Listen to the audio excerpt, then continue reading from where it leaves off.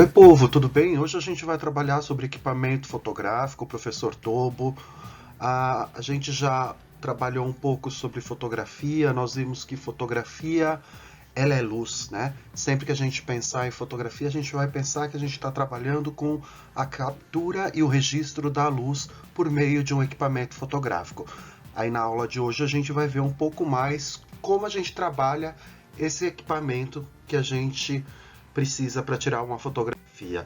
Se a gente lembrar, a única coisa que eu preciso para ter uma câmera para fazer o registro de uma imagem seria uma caixa onde a luz vai passar por dentro para poder dar a distância certa, um anteparo de registro que vai guardar a imagem e uma abertura por onde entra a luz. A abertura é necessária para que a gente consiga fazer com que a luz se organize dentro da caixa e possa ter o registro mais correto dentro da nossa câmera. Lembrando que o registro ele pode ser tanto digital, né, por meio de um sensor, ou analógico por meio de um filme.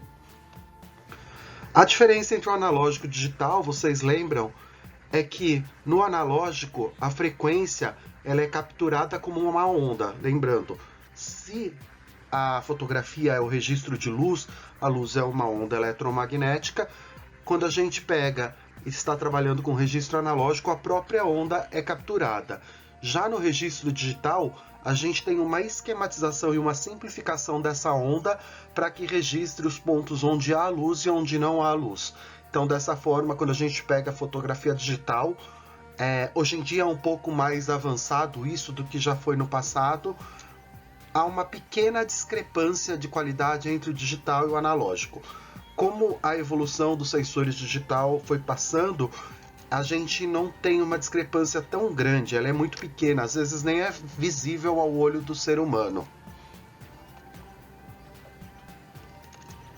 Nós classificamos as câmeras pelo tamanho do registro que ela faz. As câmeras analógicas, elas normalmente eram classificadas como formato grande, médio ou pequeno.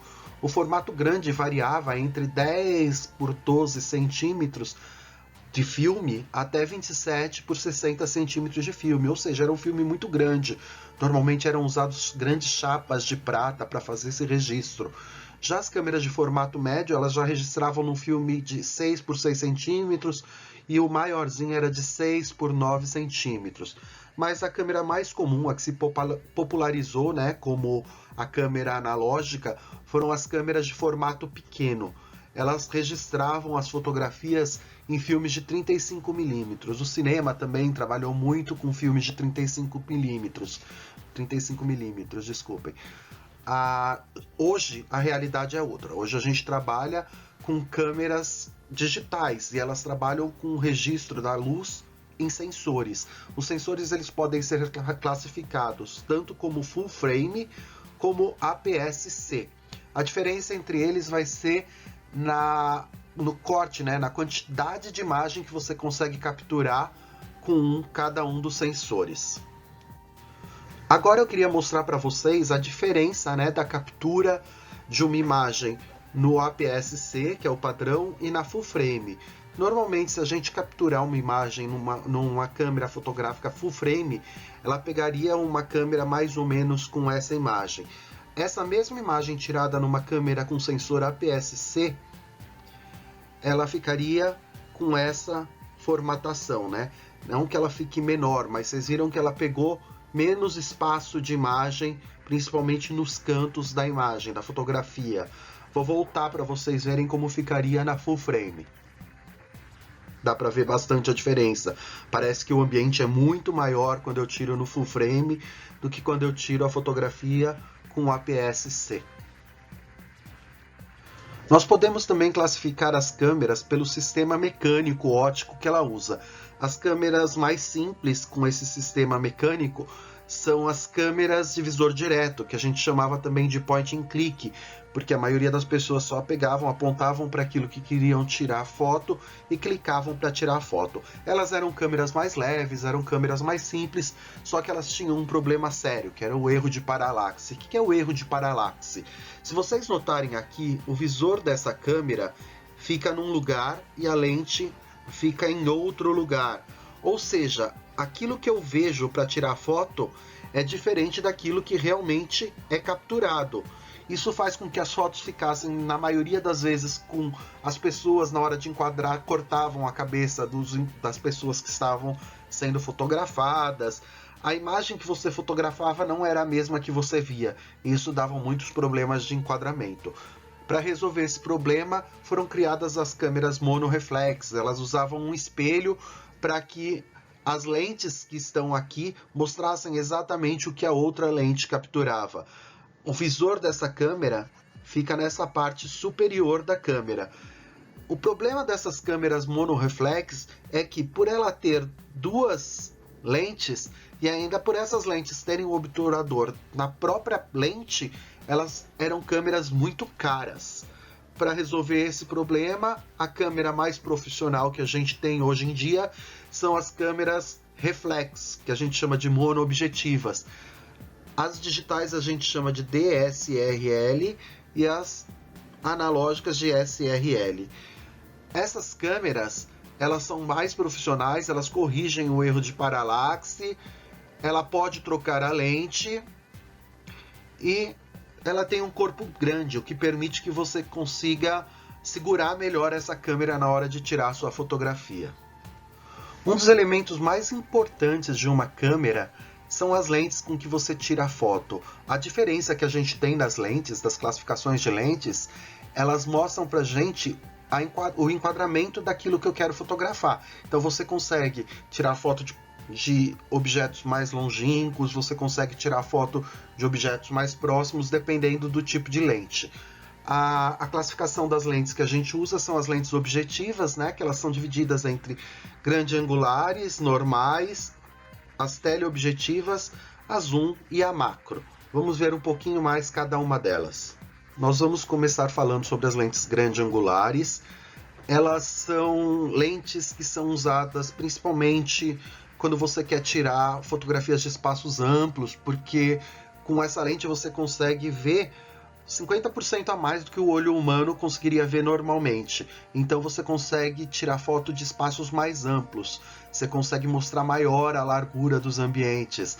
A gente consegue ver maior profundidade de campo, as perspectivas são acentuadas. Então quando a gente pega aquelas fotos de ambientes pequenos, normalmente a gente usa uma grande angular para dar a impressão que o espaço é maior. Só que essas lentes elas distorcem um pouco o canto das imagens.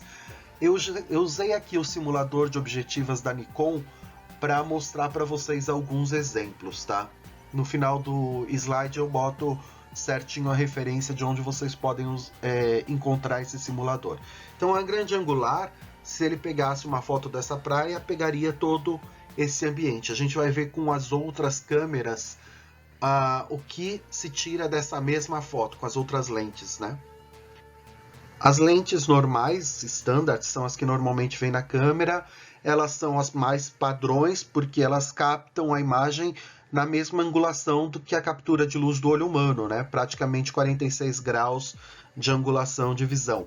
A imagem quase não tem distorções e a distância focal ela não é difícil de ser conseguida, porque você precisa de um espaço pequeno entre o que está sendo fotografado e o fotógrafo para conseguir um bom foco de distância, né? Uma boa focagem de imagem. Aqui é um exemplo, né, de como ficaria aquela mesma foto que eu mostrei no slide anterior, agora tirada com a lente standard, né? As lentes teleobjetivas, elas servem para a gente mostrar aquilo que está muito longe. Então, você consegue aproximar o que está muito longe, mas para você conseguir esse efeito, você tem uma perda e uma redução da angulação de visão. Então, a gente tem um ângulo praticamente de 16 graus. Você consegue fazer trabalho a grandes distâncias. Então, quando a gente vê no estádio de futebol, aquelas câmeras que tem lentes que parecem grandes bazucas, né? Elas são teleobjetivas, porque imagina, você está lá numa área longe e tem que mostrar com detalhes aquilo que os jogadores estão fazendo em campo. Você precisa de uma lente que consiga alcançar essa distância. Elas aproximam a cena, elas aumentam o tamanho da imagem o campo de profundidade é diminuído, ou seja, é mais difícil conseguir o foco da imagem com as lentes teleobjetivas. E a sensação de perspectiva praticamente é nula. A gente quase não vê perspectiva quando a gente tira uma foto com uma teleobjetiva. Vou mostrar agora a simulação da Nikon, né, daquela mesma fotografia. Ah, professor, mas você mostrou todas essas fotografias, mostrou uma longe da outra, eu não percebi praticamente nenhuma diferença entre elas. Então, para a gente conseguir ver melhor essa diferença, eu vou mostrar as 3 fotos em sequência. Essa primeira foto aqui é tirada com uma grande angular. Essa segunda foto é o mesmo lugar tirado com uma lente standard. Vocês viram que eu já consigo ver melhor o farol, né? Consigo ver melhor esse farol aqui, ó. E essa é com a teleobjetiva. Olha como o farol ficou mais aparente, só que eu perdi toda a imagem de fundo. A próxima lente que a gente vai falar são as lentes macros. As lentes macros elas são usadas para fazer fotografias de curta distância, né? Você quer tirar foto de um objeto que está muito próximo da câmera. Qual a vantagem disso? A vantagem é que você consegue detalhes. Se vocês olharem nessa imagem aqui da mosca, a gente consegue ver os pontinhos dos olhos da mosca, a gente consegue ver os pelinhos da mosca. Nessa imagem da água, a gente consegue ver os detalhes de uma gota d'água. Imagina, para eu tirar a foto de uma gota d'água e conseguir essa aproximação, a câmera tem que estar muito perto da gota d'água para conseguir fazer essa foto. Só que ela tem um problema, as lentes macros são muito difíceis de ter o foco. O foco tem que ser calculado muito bem, que senão você consegue uma imagem totalmente desfocada. A lente mais versátil de todas são as lentes zooms, porque elas permitem que você tenha várias distâncias de foco. Então você pode tirar foto tanto de algo próximo como de algo longe. Você consegue trabalhar a mesma lente como se você tivesse uma teleobjetiva, uma lente normal ou uma grande angular. Para quem está começando a tirar foto, a lente zoom são as lentes mais versáteis. Elas podem ser pensadas e trabalhadas com vários tipos de fotografia diferente. Agora nós vamos falar um pouco mais sobre a diferença entre o zoom óptico e zoom digital. O zoom óptico ele é conseguido através do próprio mecanismo da câmera e pelo sistema de lentes que consegue aproximar os objetos que estão mais longe por meio do zoom. Já o digital, ele tem uma simulação do que o zoom óptico faz. Ele também aproxima, mas é uma simulação. Na prática, o que acontece é que numa foto tirada com o zoom óptico, essas duas fotos foram tiradas com 15 vezes de zoom, sendo que essa primeira imagem foi tirada com 15 vezes de zoom óptico e essa segunda imagem foi tirada com 3 vezes de zoom óptico e 5 vezes de zoom digital, totalizando 15 vezes como a foto anterior. Se vocês perceberem a diferença, apesar de a segunda imagem parecer com uma cor muito mais vívida, essa cor não é a real. Vocês perceberem, a gente não consegue ver, por exemplo, a definição das folhas. Aqui eu já consigo ver definição de folhas. Consigo ver, inclusive, algumas florzinhas roxas aqui no meio dessa árvore. As regiões escuras dessa foto, elas ficam mais como uma mancha. As regiões escuras dessa foto, elas têm nitidez. Essa é a grande diferença entre o zoom óptico e o zoom digital. Quando a gente pensa em resolução de uma câmera, aquilo que a gente fala quando eu estou pensando em comprar uma câmera, essa câmera tem 20 megapixels, essa câmera tem 2 megapixels, o que muda principalmente é a quantidade de pontos por centímetro da sua foto. Uma foto com menos pontos, ela tem menos nitidez, como por exemplo aqui, do que uma foto com um maior número de pontos. Então a gente vai parar para pensar, então para eu ter uma boa câmera eu tenho que ter uma quantidade boa de megapixels? Tem, mas é isso que vai fazer a sua foto melhor? Não, o que vai fazer a sua foto melhor é o conjunto de todas as partes da câmera. Então a lente tem que ser de boa qualidade, a resolução tem que ser boa, a luz do ambiente onde você estiver fotografando tem que ser muito boa, tudo isso vai definir a qualidade da sua foto. Essa aqui é uma tabelinha de resolução, se você for ver, é a resolução pela impressão. toda vez que a gente for pensar em resolução por impressão, a gente vai pensar, quanto maior a resolução, maior o tamanho da impressão que eu quero fazer. Essas tabelas de quanto tem que ter de megapixels para tirar uma foto de tal tamanho, elas têm de monte na internet. Se vocês procurarem, vocês conseguem encontrar facinho. Mais uma coisa que a gente tem que pensar quando a gente está escolhendo ou configurando a nossa câmera para tirar as fotos é o formato de arquivo que a gente quer gravar a nossa foto. Os formatos mais comuns são o JPG, que é um formato compactado, e o RAW, que é o formato cru. É o formato que a gente usa principalmente quando a gente quer tirar uma foto com a melhor qualidade de luz que existe, a captura de toda a qualidade de luz que existe. Lembrando, quando eu trabalho uma foto em JPG, o equipamento, quando vai registrar, vai guardar esses pixels, ele compacta as áreas que tem pixels semelhantes como se fosse uma coisa só. O RAW não. O RAW ele pega e te entrega a imagem exatamente do jeito que o sensor capturou a luz. A diferença disso principalmente é na qualidade da imagem, lógico, e também no tamanho da imagem. Se vocês forem pensar, uma imagem JPG, se a gente for pegar o tamanho dela, tem imagem JPG de 30 KB, 40 KB. Já uma imagem RAW, uma boa imagem RAW, tem no mínimo uns 5 GB, o que normalmente é tamanho de vídeos, para vocês verem a diferença que dá entre a qualidade, né, e entre o peso dessa imagem.